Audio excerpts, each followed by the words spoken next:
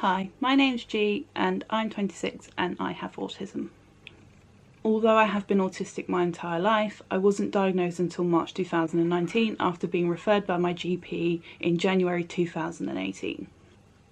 The dictionary defines autism as a developmental disorder of variable severity that is characterised by difficulty in social interaction and communication and by restrictive or repetitive patterns of thought and behaviour. My diagnostic journey was quite a long one. I'll go into that in a separate video just because it is so long. I've had quite a few people that I've spoken to that have asked me questions about it, and I feel I want to go into it in much more detail, so I will post that in a separate video just so anyone who's going through that, anyone who's looking to go through that, or anyone who just wants to be more clued up on what the system is for that, then that'll be a good video for you. In this series, I wanted to show what it's actually like to live with autism. I know there's a lot of people out there who make videos about it, and there's a lot of people who make blogs about it. I wanted to show my journey and my first year, really, of how I'm getting to grips with my diagnosis, how I manage work, how I manage education, how I manage my life.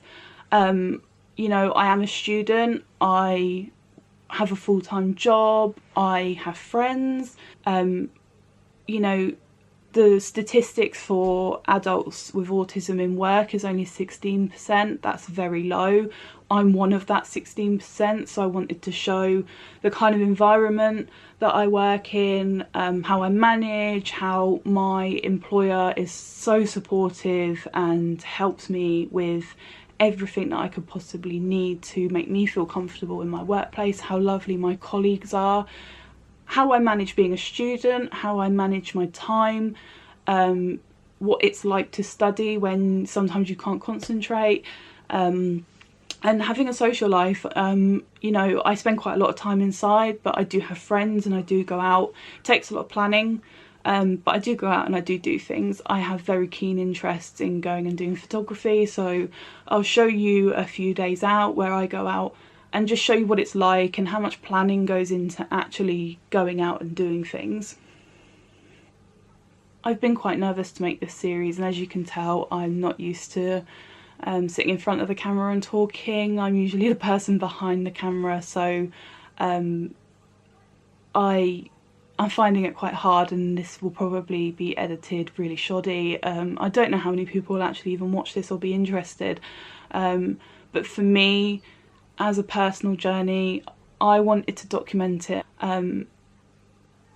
As you can tell, I'm quite nervous. It's taken quite a lot of courage to sit here and talk about it.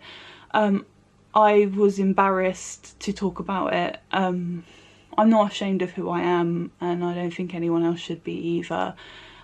We can't change ourselves, we can't change our chemistry, but it's going to help in helping other people accept me, accept people with autism, and just show you that we're just like everyone else, but a bit different. And, you know, we often come across as quite abrupt. We can be quite domineering, quite bossy.